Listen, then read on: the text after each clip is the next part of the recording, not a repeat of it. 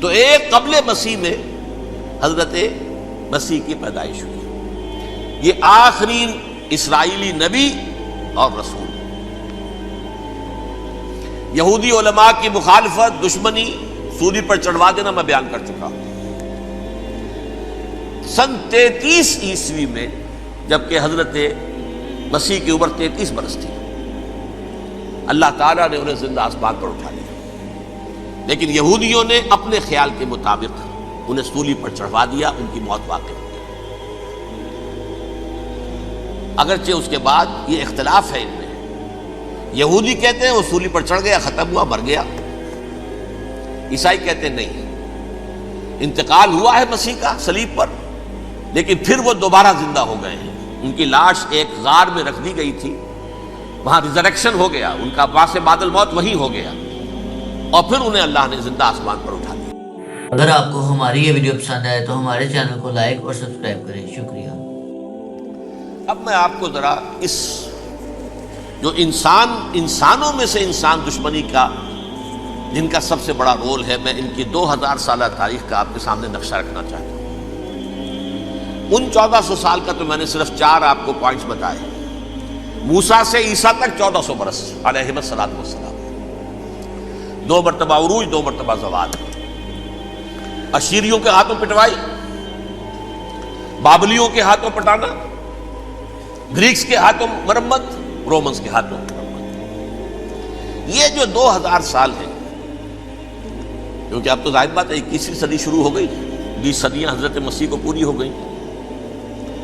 پہلی بات نوٹ کیجئے، حضرت مسیح کی پیدائش ہے سن 1 قبل مسیح. یہ نقطہ آپ نے کبھی سنا ہے یا نہیں؟ جب ملینیم کا سلسلہ شروع ہوا تھا پچھلے سال، تو میں نے بیان کر دیا تھا کہ ایک عجیب حساب کے اندر انہوں نے غلطی کی ہوئی ہے. حضرت مسیح کی پیدائش ہوئی 25 دسمبر کو. سن انہوں نے شروع کر دیا، جو اس کے بعد جنوری آئی تو پہلا سال شروع ہو گیا. اگر جنوری سے پہلا سال شروع ہوا تو یہ 6 دن جو ہے تو اس کے پچھلے سال میں تھے. لہذا کہا جائے گا کہ Jesus Christ was born 1 year before Christ, BC. تو ایک قبل مسیح میں حضرت مسیح کی پیدائش ہوئی. یہ آخری اسرائیلی نبی اور رسول. یہودی علماء کی مخالفت، دشمنی، سولی پر چڑھوا دینا میں بیان کر چکا ہوں. سن 33 عیسوی میں جبکہ حضرت مسیح کی عمر 33 برس تھی، اللہ تعالیٰ نے انہیں زندہ آسمان پر اٹھا لیا. لیکن یہودیوں نے اپنے خیال کے مطابق انہیں سولی پر چڑھوا دیا، ان کی موت واقع ہو گئی. اگرچہ اس کے بعد یہ اختلاف ہے ان میں. یہودی کہتے ہیں وہ سولی پر چڑھ گیا، ختم ہوا، مر گیا. عیسائی کہتے ہیں نہیں، انتقال ہوا ہے مسیح کا صلیب پر، لیکن پھر وہ دوبارہ زندہ ہو گئے ہیں. ان کی لاش ایک غار میں رکھ دی گئی تھی، وہاں ریزریکشن ہو گیا، ان کا باعث بعد الموت وہی ہو گیا، اور پھر انہیں اللہ نے زندہ آسمان پر اٹھا دیا. تو ہمارے اور عیسائیوں کے درمیان نوٹ کر لیجئے، یہ چیز مشترک ہے کہ حضرت مسیح آسمان پر زندہ اٹھائے گئے. فرق کیا ہے؟ وہ سمجھتے ہیں کہ سولی دیے گئے، سولی پر مرے، پھر زندہ ہوئے، پھر گئے. ہم سمجھتے ہیں کہ نہیں، وما صلبوہ وما قتلوہ، انہوں نے نہ صلیب دے سکے انہیں اور نہ انہیں قتل کر سکے، بل رفع اللہ الیہ، اللہ نے اٹھا لیا. پھر ہمارا اور یہ اس کا عیسائیوں کا ایک اور اتفاق ہے، سیکنڈ کمنگ آف جیسس، حضرت مسیح دوبارہ آئیں گے. یہ عیسائیوں کا بھی عقیدہ ہے اور ہمارا بھی. بہرحال تو جیسا کہ میں نے عرض کیا کہ اس وقت یہ عذاب استیصال، عذاب اکبر کے مستحق ہو چکے تھے، لیکن اللہ نے ان کی مدت دراز کی ہے. لیکن ان پر دنیاوی عذاب کا ایک کوڑا جو ہے اللہ تعالیٰ کی طرف سے اسی وقت برسا. دنیاوی عذاب دنیا میں رہتے ہوئے ختم نہیں کیا. 37 برس بعد حضرت مسیح کے رفع سماوی کے 37 برس بعد سن 70 میں یہودیوں نے بغاوت کی رومیوں کے خلاف. رومی ٹائٹس جنرل تھا ایک، اس نے پھر جو حملہ کیا ہے، 1,33,000 یہودی ایک دن میں قتل کیا یروشلم میں. اور ہیکل سلیمانی گرا دیا۔ وہ ہیکل پہلے بھی گرا تھا، پہلے 1400 سال کے دوران میں بھی نبوکڈنیزر نے گرایا تھا، لیکن پھر اس کے 150 سال بعد انہوں نے دوبارہ بنا لیا تھا، اس لیے وہ اسے سیکنڈ ٹیمپل کہتے ہیں۔ پہلا ٹیمپل جو حضرت سلیمان نے بنایا تھا، نبوکڈنیزر نے گرا دیا 587 قبل مسیح میں، پھر دوبارہ انہوں نے 150 سال کے بعد بنا لیا۔ وہ اس تاریخ کا حصہ ہے، میں نے جس کے بارے میں آپ کو تفصیل نہیں بتائی۔ اس میں یہ ہوا سن 70 میں وہ گرا دیا گیا، وہ آج تک گرا پڑا ہوا ہے۔ نمبر 2، یہ کہہ دیا گیا کہ یہودیوں اس ارض فلسطین سے نکل جاؤ، تم یہاں نہیں رہ سکتے اب۔ لہذا جس کا جہاں سینگ سمایا چلا گیا، یورپ میں چلے گئے، ایشیا میں آ گئے، عرب میں آ گئے، یہ 3 قبیلے جو رات بھی میں نے عرض کیا تھا، بنو قینقاع، بنو نذیر اور بنو قریظہ، یہ وہاں سے آ کے مدینے میں آباد ہو گئے۔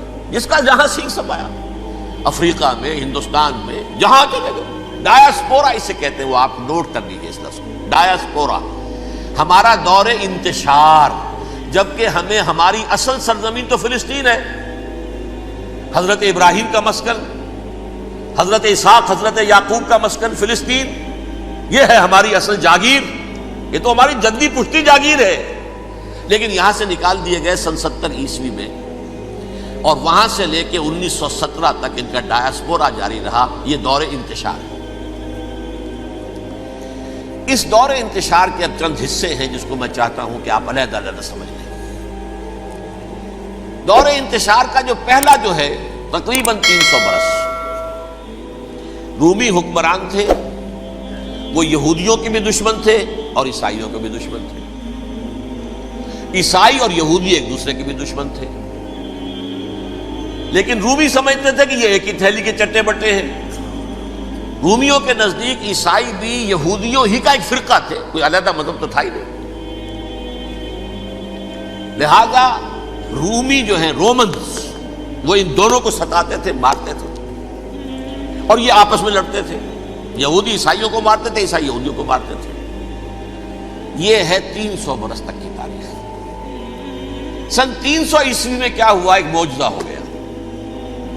بہت عظیم ایمپرر کانسٹینٹائن، قسطنطین اعظم، رومن ایمپررز میں سے بہت بڑا ایمپرر، وہ عیسائی ہو گئے۔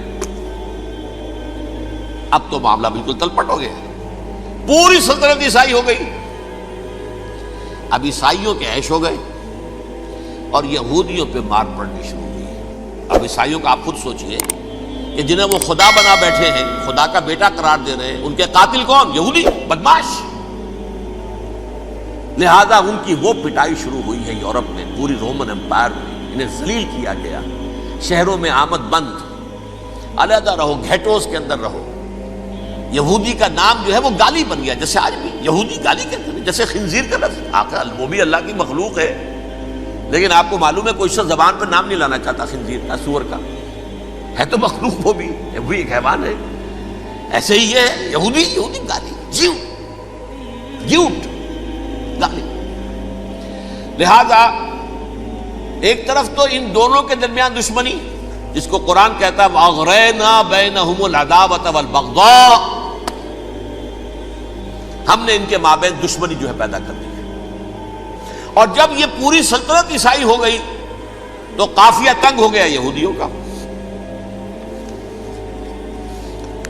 اب آئیے 571 عیسوی، یعنی جبکہ ڈایاسپورا کو کتنا عرصہ ہو چکا تھا؟ 500 برس۔ سن 70 سے شروع ہوا نا ڈایاسپورا، جب ٹائٹس نے گرایا ہے ہیکل کو اور نکال باہر کیا انہیں فلسطین سے، بھاگ جاؤ یہاں ایک یہودی بھی نہیں رہے گا، فلسطین سے نکال دیا۔ اس کے پورے 500 برس بعد سن 571 عیسوی میں حضور کی پیدائش ہوئی، ولادت باسعادت محمد رسول اللہ صلی اللہ علیہ وسلم۔ 610 میں آپ پر وحی کا آغاز ہوا، لیکن حضور کے ساتھ ان کا معاملہ کیا رہا؟ اول تو جبکہ حضور ابھی مکے ہی میں تھے، یہودیوں نے ریشہ دوانیاں شروع کر دی حضور کے خلاف۔ قریش مکہ کو سکھاتے تھے، پڑھاتے تھے، ان سے یہ پوچھو، ان سے یہ پوچھو، انہیں اس طرح تنگ کرو، ان سے یہ امتحان لو، یہ آپ کے علم میں ہے۔ سورہ بنی اسرائیل میں، سورہ کہف میں وہ سوالات، جو امتحانی سوالات آئے تھے، ذوالقرنین کون تھا، اصحاب کہف کون تھے، تم رسول بنے پھرتے ہو تو بتاؤ، اور یہ روح کی حقیقت کیا بتاؤ، یہ ساری بیشتر دوانیاں کر رہے تھے بیٹھے ہوئے ابھی وہیں پر، حضور ابھی پہنچے بھی نہیں۔ ہجرت فرما کر حضور تشریف لے آئے تو حضور نے، جسے ماسٹر سٹروک کہا جائے گا، یعنی اسٹیٹس مین شپ کا ماسٹر سٹروک، آپ نے مدینے میں آتے یہودیوں کے ساتھ پیکٹ کر دیا، جوائنٹ ڈیفنس پیکٹ آف مدینہ، کہ اگر مکے والے ہم پر حملہ کریں گے تو ہم مل جل کر ایک قوم کی حیثیت سے مقابلہ کریں گے۔ یہ میثاق مدینہ کہلاتا ہے، جس کے بہت غلط معنی پہنائے جا رہے ہیں آج کل۔ بہرحال میں موضوع میرا چونکہ یہ نہیں، میں ادھر نہیں جاؤں گا، لیکن ہوا کیا، ہر مرتبہ یہ خیانت کے مرتکب ہوئے، ان نے جو عہد کیے تھے ان سے پھرے، اندر ہی اندر سازش ریشہ دوانی، حضور کی بدترین دشمنی۔ سورہ نساء کی آیت نمبر 12 میں 13 میں فرمایا ہے، لا تزال تطلع علی خائنۃ منہم، اے نبی ہمیشہ آپ کے علم میں ان کی طرف سے خیانتیں، بددیانتیاں آتی رہیں گی، اور بار بار وہ مسلسل جنگ کی آگ بھڑکاتے تھے، قریش کو دعوت دیتے، آؤ آؤ آؤ ہم اندر سے بغاوت کر دیں گے، تم آؤ تو صحیح، ختم کریں محمد کو اور اہل ایمان کو صلی اللہ علیہ وسلم رضی اللہ تعالی عنہ اجمعین۔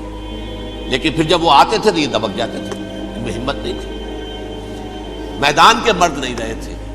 یہ سورہ حشر میں ان کا نقشہ کھینچا گیا ہے، کھلے میدان میں مقابلے کی اس کے اندر صلاحیت ہی نہیں ہے، یہ تو فصیلوں کے پیچھے سے، جیسے عورتیں کہیں دیہات میں لڑائی ہوتی ہے تو مرد جو ہے گلیوں میں لڑتے ہیں، عورتیں اوپر سے پتھر پھینکتی ہیں، بس وہ کام یہ کر سکتے تھے، من ورائے جدر، فصیلوں کے پیچھے سے، جنگ میں میدان میں نہیں آ سکتے۔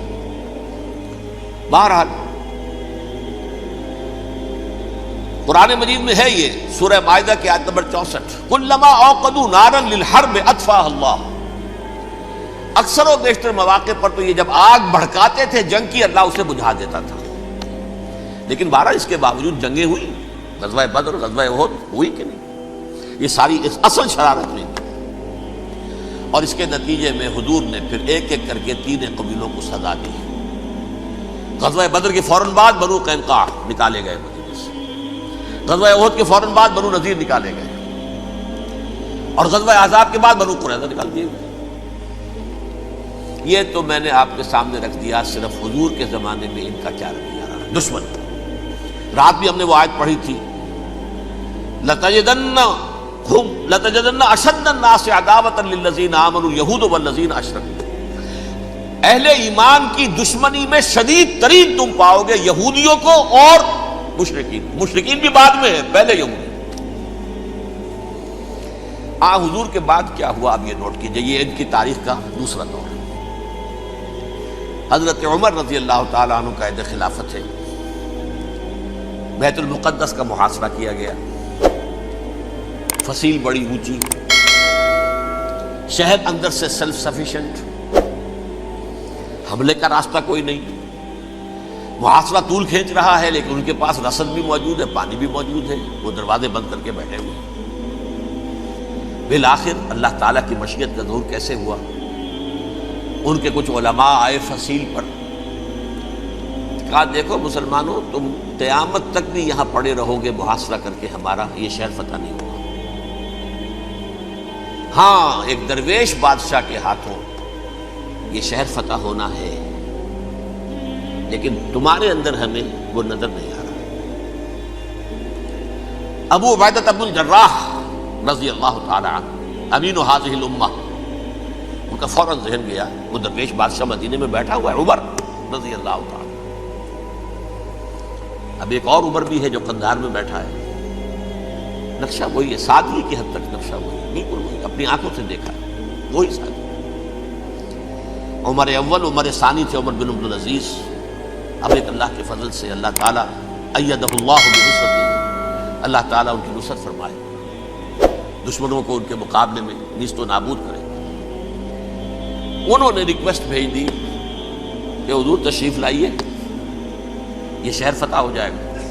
وہ ہے سفر تاریخی، اتنا طویل سفر، تقریباً 700 میل، ایک اونٹ، ایک خادم، ایک منزل پہ امیر المومنین اوپر بیٹھے، خادم آگے چل رہا ہے، اگلی منزل پہ خادم اوپر بیٹھا ہے، امیر المومنین آگے جا رہا ہے۔ اور جب پہنچے ہیں تو وہ باری تھی خادم کی، انہوں نے ہاتھ جوڑ دیا، حضور خدا کے لیے تم کیا کہیں گے لوگ، وہ میرا برا حال کر دیں گے، تمہیں شرم نہیں آئی؟ امیر المومنین پیدل آگے چل رہے ہیں نکیل پکڑ کر، اور تم بیٹھے ہو اوپر براجمان ہو۔ حضرت عمر فرمایا الدور دورک، نہیں باری تمہاری ہے، بیٹھ۔ اس حال میں پہنچے ہیں۔ اور پھر یہ کہ ابو عبیدہ بن الجراح آئے ہیں، استقبال کیا ہے تو دیکھا ہے اس حال میں چلے آ رہے ہیں، عمر نکیل پکڑے ہوئے چلے آ رہے ہیں، اور کہتے ہیں کہ کہیں کیچڑ ویچڑ تھا، جوتے خراب ہو گئے تھے، وہ بھی اتار کے ہاتھ میں پکڑے ہوئے، کپڑے تو تھے ہی پھٹے ہوئے۔ انہوں نے کہا کہ حضرت ابو عبیدہ نے، دیکھیے یہ بڑا متمدن ملک ہے، بڑا مہذب علاقہ ہے یہ، آپ ذرا حلیہ اپنا دوست فرما لیں تب جا کے پیش ہم آپ کو کریں گے۔ آپ نے فرمایا نحن قوم اعزنا اللہ بالاسلام، ہم وہ قوم ہیں جنہیں اللہ نے عزت دی ہے اسلام کے ذریعے سے، کپڑوں کے ذریعے سے نہیں، دولت کے ذریعے سے نہیں۔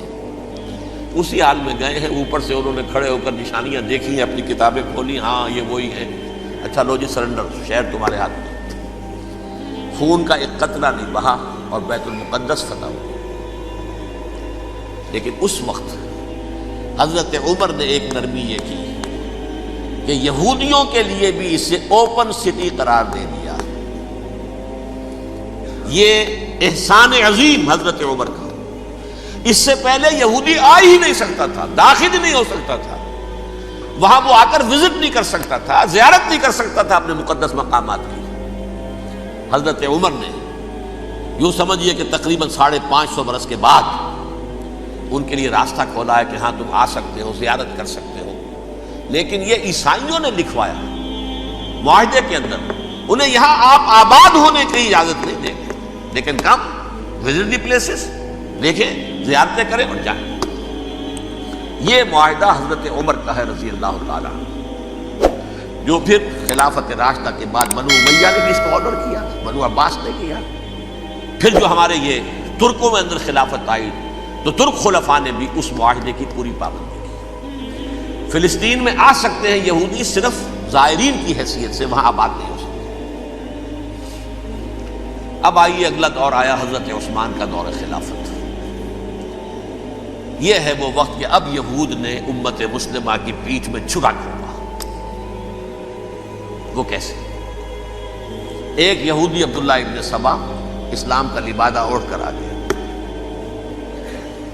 معاشرے کا جائزہ لے لیا، ان میں بنو ہاشم اور بنو امیہ میں جو پرانی کشاکش تھی اس کے کچھ نہ کچھ جراثیم باقی ہیں، اگر ان کو ذرا بھڑکا دے تو مسلمانوں میں انتشار پیدا ہوگا۔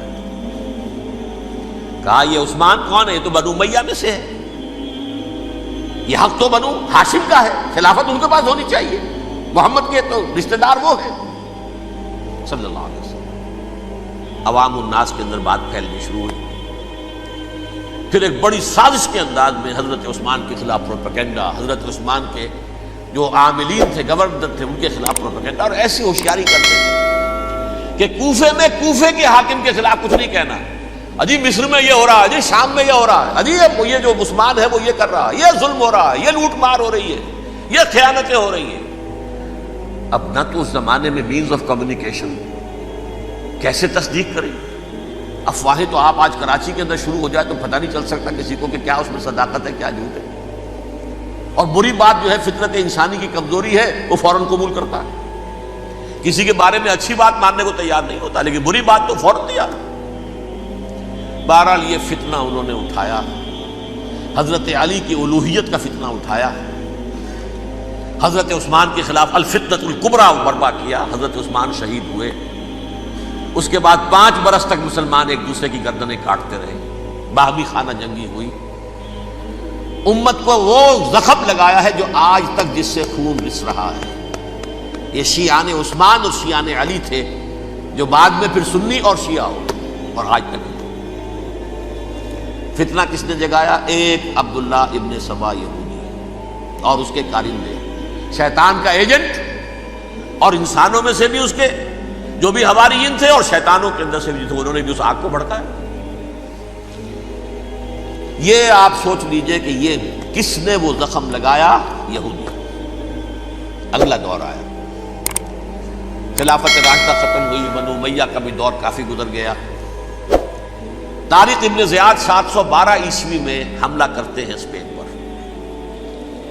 اسپین اس وقت عیسائیت کا بہت بڑا گڑھ، بڑے کٹر ترین عیسائی جو ہے وہ اسپین میں تھے، لہذا یہودیوں کی وہاں بہت پٹائی ہوتی تھی، یہ میں بتا چکا ہوں، دشمنی تھی، یہ چلی آ رہی تھی عیسائیوں کے ہاتھوں یہودیوں کی۔ وہ تو سن 300 عیسوی سے ایمپرر کانسٹنٹائن کے بعد سے شروع ہو گئی تھی۔ اس حوالے سے یہودیوں نے اس وقت چالاکی یہ برتی، کچھ راستے واسطے بتائے، کچھ مدد کی طارق ابن زیاد کی۔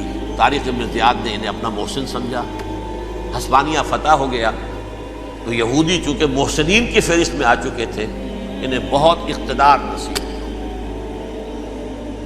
بڑی سپورٹ مسلمانوں نے دی۔ ان کے بڑے بڑے علماء جو ہیں اسی دور کے اندر پیدا ہوئے، بڑے بڑے تھنکرز ان کے اسی دور میں پیدا ہوئے۔ بن گوریون جو کہ ایک وزیر اعظم تھا اسرائیل کا، اس نے یہ لکھا ہے اپنی کتاب میں، Muslim Spain was the golden era of our diaspora. وہ ڈائسپورا جو 70 عیسوی سے شروع ہوا تھا اور 1917 عیسوی تک جاری رہا ہے، اس میں سے گولڈن ایرا ہمارا جو تھا وہ مسلم اسپین تھا۔ ہسپانیہ میں بیٹھ کر ہم عیش کیے، لیکن وہاں سے انہوں نے اور جو کچھ کیا، یہ تو داستان کے بہت سے گوشے ہیں، لیکن میں جس اسٹریٹ لائن میں چل رہا ہوں اس کے اعتبار سے ایک بات سمجھ لیجیے، وہاں بیٹھ کر انہوں نے اب عیسائیت کی پیٹھ میں چھرا گھونپا،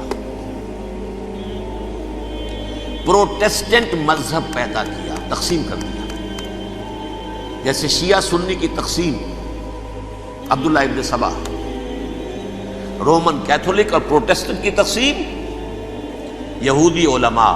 ہوتا کیا تھا، ہسپانیہ کی یونیورسٹیاں ہیں، کارڈووا میں ہے، ٹولیڈو میں ہے، گریناڈا میں ہے، غرناطہ، قرطبہ، تولیتلا، اور وہاں آتے تھے لوگ، فرانس سے چلے آ رہے ہیں نوجوان پڑھنے کے لیے، جرمنی سے چلے آ رہے ہیں، اٹلی سے چلے آ رہے ہیں، 3 ہی ملک قریب ترین پڑھتے ہیں سینٹرل جو یورپ کے ہیں۔ یہاں پر جو ہے وہ اسلام جو نور پھیلا رہا تھا اس سے بھی مستفیض ہوئے، جہالت کے جو ہے پردے ان کے وہ چھٹے، اس کے ساتھ ہی وہ یہودی وہاں ان کے اندر جو جراثیم داخل کر رہے تھے وہ اس عیسائیت کے خلاف بغاوت تھی، جو اس وقت دنیا میں عیسائیت اس وقت تھی، پوپ کا راج تھا دنیا میں اس وقت۔ یورپ میں جو عیسائیت تھی اس میں ایک طرف بادشاہ تھے، لیکن بادشاہوں کی حیثیت وہاں پر یوں سمجھ لیجئے کٹ پتلیوں کی تھی، اصل قوت پوپ کے ہاتھ میں تھی۔ اور پوپ کو انہوں نے جیسے قرآن نے کہا اتخذوا احبارهم ورهبانهم اربابا من دون اللہ، کیونکہ سینٹ پال نے شریعت موسوی ساقط کر دی تھی تو اب شریعت تھی ہی نہیں، پوپ کو اختیار تھا جس چیز کو چاہے حلال قرار دے دے، جس چیز کو چاہے حرام قرار دے دے۔ اتخذوا احبارهم ورهبانهم اربابا من دون اللہ۔ انہوں نے کہا صاحب یہ پوپ کس بلا کا نام ہے، یہ بھی انسان ہے، بات تو ٹھیک تھی نا، اصل حیثیت تو کتاب کی ہونی چاہیے، ڈیوائن بک، دی ریویلڈ اسکرپچر، لہذا یہ کتاب ہر شخص پڑھ سکتا ہے، کوئی پوپ کے باپ کو جو ہے کوئی اس کے لیے پروپرائٹری رائٹس تو نہیں ہے کہ صرف پوپ پڑھ سکتا ہے یا پادری پڑھ سکتے ہیں، ہم بھی پڑھ سکتے ہیں، ہم بھی سمجھ سکتے ہیں۔ یہ باتیں تھی کہ جن کو بڑھا چڑھا کر بیان کر کے اور پوپ کا اقتدار ختم کرا دیا اور توجہ مرکوز کر دی بائبل کی طرف۔ اب بائبل میں بڑا حصہ تو اولڈ ٹیسٹامنٹ کا ہے، نتیجہ کیا ہوا، یہود کی عظمت پروٹیسٹنٹس کے نزدیک مسلم ہو گئی۔ اصل قوم تو یہ ہے، وہ دشمنی بدلی کہ نہیں بدلی، موسیٰ کے امتی یہ ہے، تورات موسیٰ کو دی گئی، ابراہیم کی نسل یہ ہے، لہذا وہ جو دشمنی تھی، جو عداوت تھی کہ ہمارے خدا کو سوری چڑھانے والے ہیں یہ بدماش، اس کا ازالہ ہوا اس پروٹیسٹنٹ مذہب کے نتیجے میں۔ یہ میں اب آپ کو بتاتا ہوں کہ ایک نتیجہ وہ نکلا ہے جسے برٹرنڈ رسل نے بیان کیا ہے، اس کی کتاب ہے ان پریز آف آئیڈلنس، صفحہ 108۔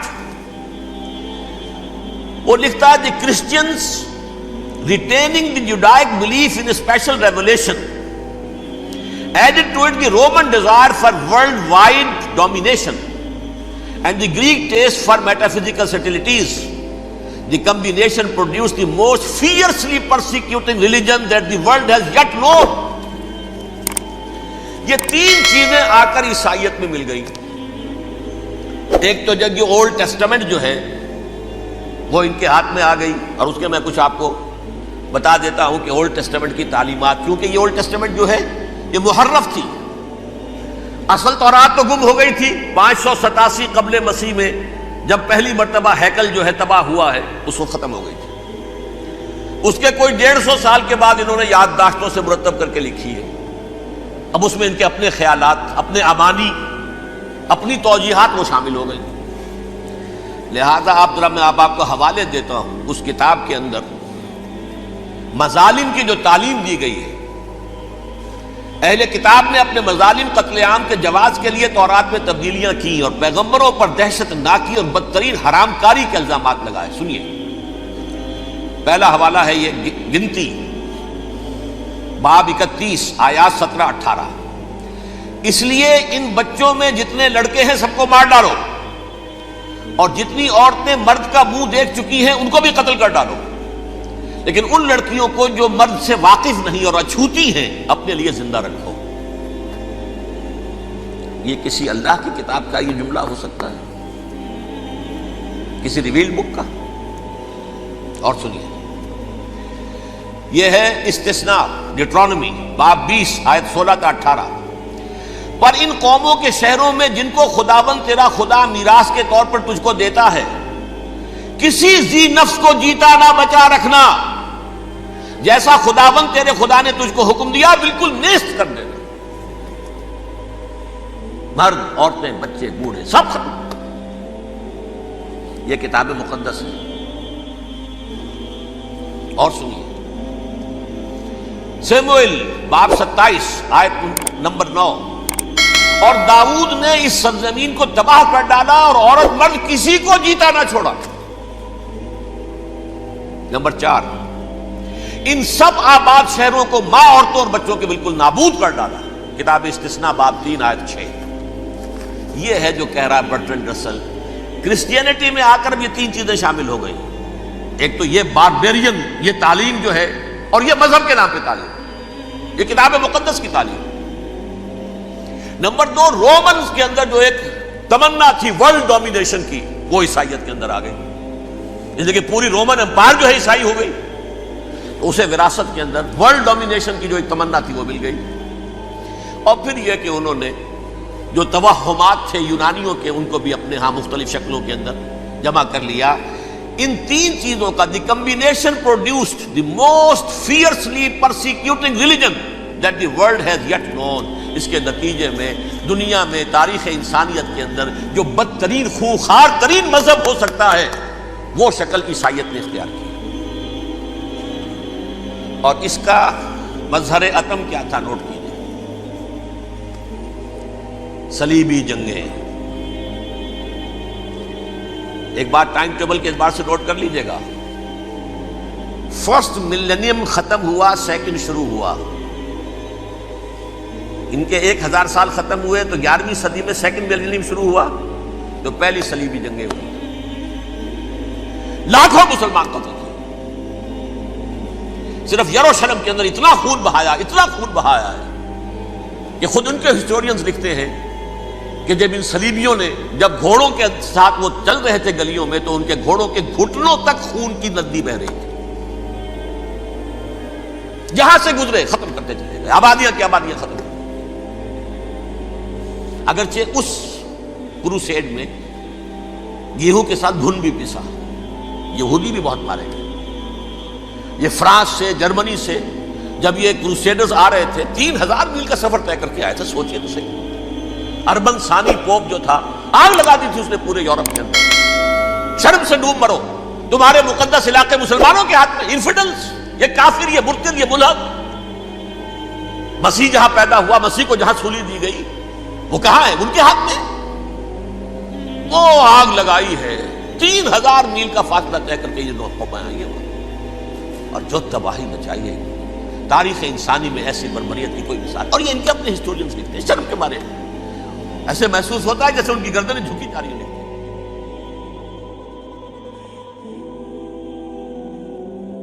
اگر آپ کو ہماری یہ ویڈیو پسند آئے تو ہمارے چینل کو لائک اور سبسکرائب کریں. شکریہ.